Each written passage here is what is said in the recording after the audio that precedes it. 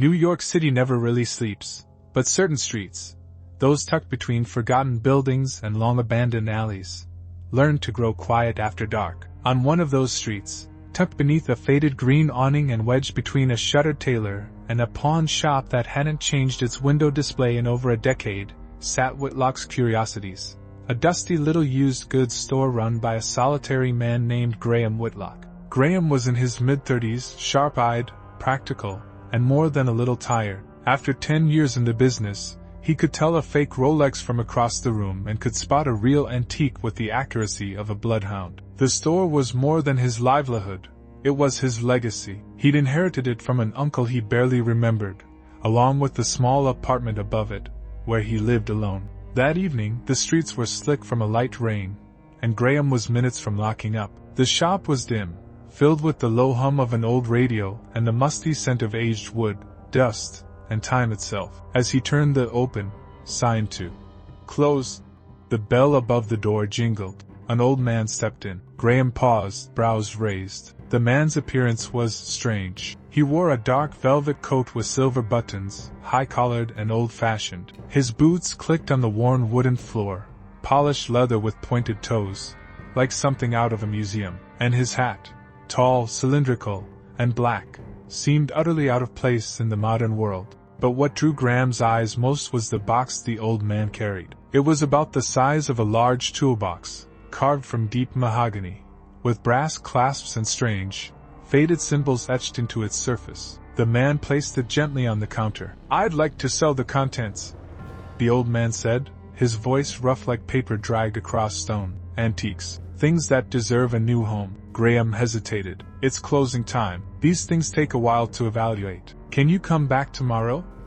The old man didn't flinch. "Just take a quick look. If you like what you see, make a fair offer. I won't waste your time." Curiosity gnawed at Graham. Against his better judgment, he unlatched the box and opened it. Inside, nestled in dark velvet, were old coins, intricate pocket watches, a tiny porcelain doll with eyes that seemed to follow light, and a silver ring with an eerie, iridescent sheen. Graham's trained eye caught the value immediately. These were genuine, some of them rare. He cleared his throat. 3,500, he said without looking up. The old man smiled, not with warmth, but something deeper, something unsettling. Done. He pocketed the cash without counting it and walked out into the night, the door swinging shut behind him. Graham watched him disappear down the sidewalk, swallowed by the shadows between streetlights. Then he locked up and carried the box upstairs to his apartment, still marveling at the haul. A great find, he thought, maybe one of his best. He had no idea that what he brought home that night wasn't just a box of old things. It was an invitation. That night, after closing up shop, Graham retreated to the quiet solitude of his small, cluttered apartment above the store. The city murmured faintly beyond the rain-speckled windows, but inside, all was still. He followed his evening routine, changed into a worn t-shirt and joggers, ran a hot bath, then sat down to a simple meal of reheated pasta. It wasn't until he lay in bed, the room dimly lit by a single bedside lamp, that his thoughts returned to the box. Curiosity tugged at him like a whisper in the dark. He pulled the mahogany chest onto his lap, its weight somehow heavier than before, and opened it again, this time with more attention. One by one, he lifted each object, inspecting the craftsmanship, the strange insignias, the silent stories trapped inside them. But as he brushed his fingers along the bottom of the velvet lining, something gave way with a soft click. A hidden compartment slid open, revealing a single, aged slip of parchment. The ink was deep red, the handwriting elegant and precise. Graham's heart beat a little faster as he unfolded it, and read the ornate message inside. An invitation to something called the Fifth Degree General Council of the Society of Seekers of Truth. It spoke of secret gatherings, deeper understanding, and a meeting, this Thursday at 11 p. The final line warned, "Do not forget the ring, as it serves as an entry permit." Graham looked back into the box, his eyes settling on the strange silver ring. A chill ran through him, though he couldn't say why. He was no longer sure if he had bought a collection of antiques, or if he had just accepted an invitation he was never meant to receive.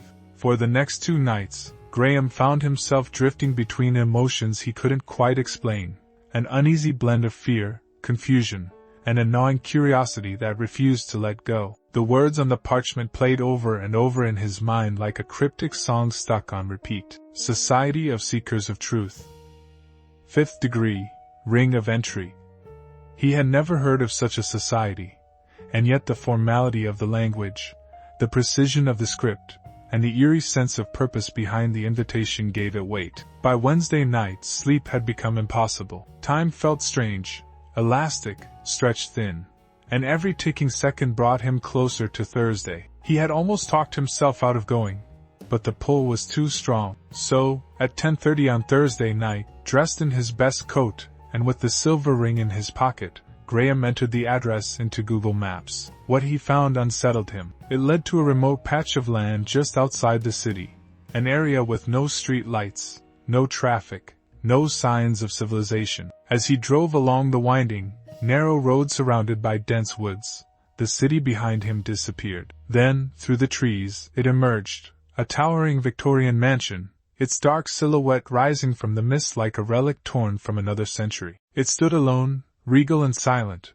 with no other buildings in sight, only the forest, thick and watchful, pressing in on all sides. The iron gates creaked open on their own. Graham stepped hesitantly from his car, the forest behind him whispering with windless sound, as though unseen things were watching from between the trees. He held the invitation in one hand, the silver ring in the other, its surface ice-cold despite the mild spring air. As he approached the towering mansion, the enormous double doors opened before he could knock. A tall figure in black formalwear greeted him wordlessly, offering only a slight bow, and gestured for him to enter. Inside, the air was thick with the scent of incense, something sweet, but undercut with rot. The lighting was dim, the chandeliers hanging like skeletal remains draped in candlelight. The ceilings were impossibly high, with faded murals depicting winged creatures and stars that didn't belong to any known sky. Graham was led into a grand hall, where others had gathered, about 30 men and women,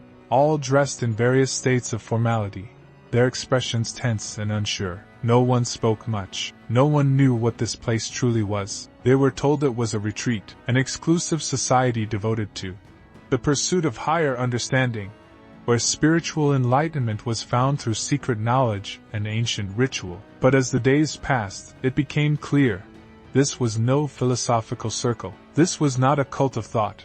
It was a cult of darkness. The first night, they were blindfolded and led underground. The air was colder there, as if the earth beneath the mansion had been hollowed out and cursed. The rituals began subtly, chants in an unknown tongue, symbols carved into stone, the tasting of bitter red wine that left the tongue numb and the eyes dizzy. But things escalated quickly. By the third night, the masks came out, ivory masks with hollow eyes, worn by the high members of the society. One man disappeared. They were told he had gone home, but Graham noticed something strange.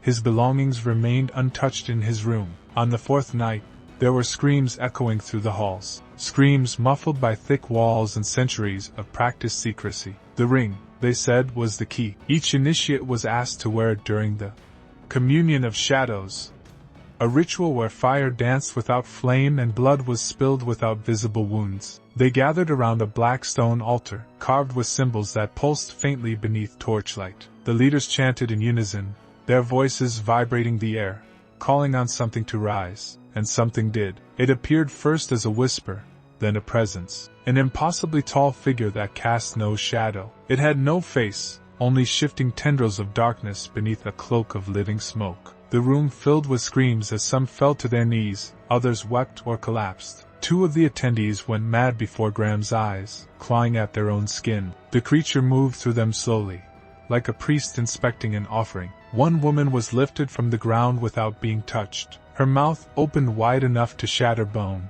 and something crawled out of her. That night, Graham decided he had to escape.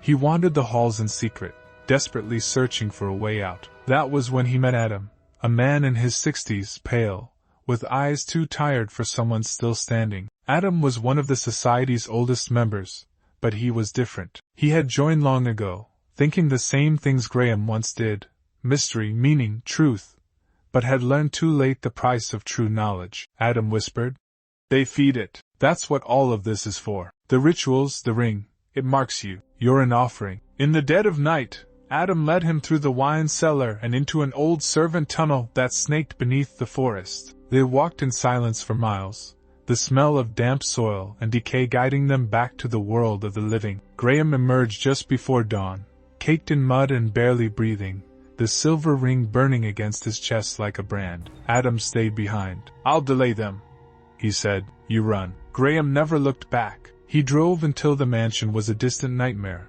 then farther still, eventually abandoning his shop, his home, his entire life in New York. He fled to a quiet town in another state, where no one knew his name and no one asked questions. But the silence didn't save him. At night, he still dreams of the mansion, of the altar, of that thing with no face. He tried, once, to tell the police, but what would he say? That a secret society worships a shadow god in the forest? That people vanished into smoke and rituals summoned horrors from beneath the skin of the world? No, they wouldn't believe him, and maybe that's what the society is counting on. Now Graham lives alone again, but not in peace. He keeps the lights on at night, the doors locked, and the ring buried deep in a concrete block in the woods, far from where anyone will find it. But sometimes, just sometimes, he hears that whisper again, the one from the ritual, the one that isn't a voice but a feeling curling around the spine, and he knows he was never meant to leave.